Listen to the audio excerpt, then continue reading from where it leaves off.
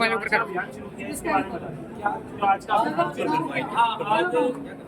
Mobile ऊपर करो। जनता party द्वारा गांव चलो वार्ड चलो अभियान के निमित्त आज मुझे पंचकुला जिले के रामगढ़ गांव में आने का मौका मिला है।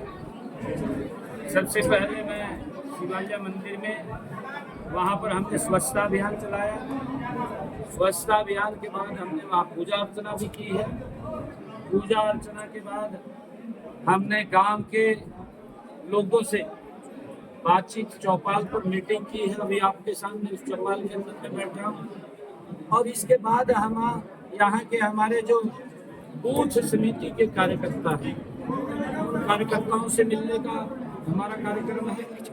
और बूथ समिति के बाद हम एक हमारा जो आंगनवाड़ी केंद्र है और एक हमारा जो डिस्पेंसरी CSC PSC सेंटर है उसमें भी जाने का कार्यक्रम है।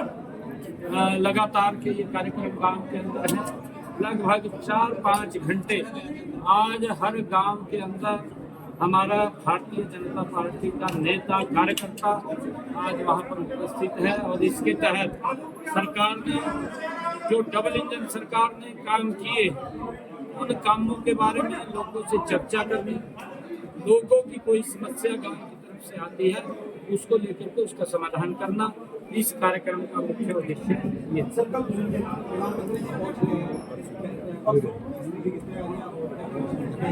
हमारी जबरदस्त तैयारियां हैं। आदरणीय प्रधानमंत्री जी का जोरदार स्वागत हरियाणा की इस ऐतिहासिक पवित्र भूमि के ऊपर हम करेंगे, क्योंकि ये हरियाणा हरि की भूमि है। यहाँ आदरणीय प्रधानमंत्री जी का जोरदार स्वागत और भारत रत्न बाबा साहेब भीमराव अम्बेडकर जी की जयंती के अवसर के ऊपर हरियाणा विकसित हो, हरियाणा गति से आगे बढ़े, 2 बड़ी परियोजनाओं हरियाणा को देने के लिए आ रहे हैं। एक महाराजा अग्रसेन एयरपोर्ट, उसका कल उद्घाटन होगा।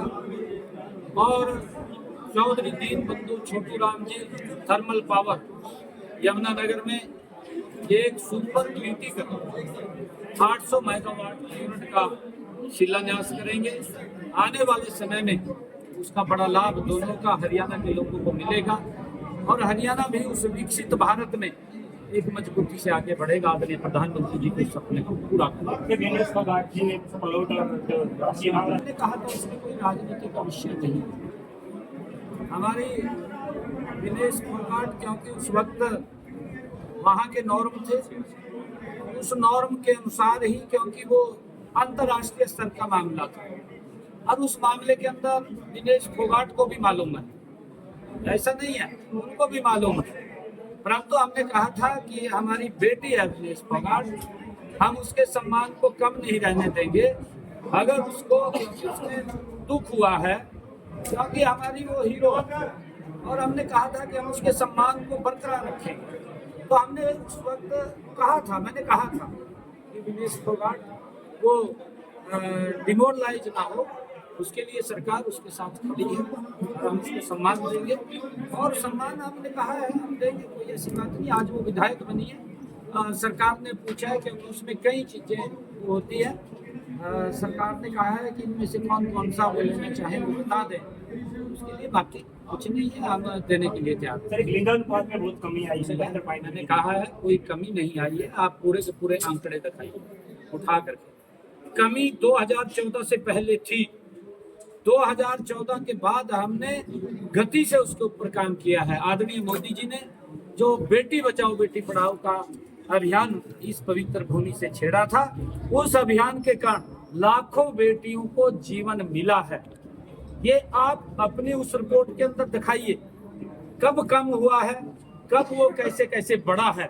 अगर कोई कमी भी आई होगी उसके पीछे जरूरी नहीं, क्योंकि ये प्राकृतिक सारा का सारा है, उसके अंदर आपने बताना चाहिए। परंतु इस प्रकार का एक लगातार दुष्प्रचार करना, क्योंकि हमारी सरकार इस प्रकार के काम अगर कोई करता उसमें शामिल होता है तो सख्ताई से उसके खिलाफ कार्रवाई करने के लिए कटिबद्ध है।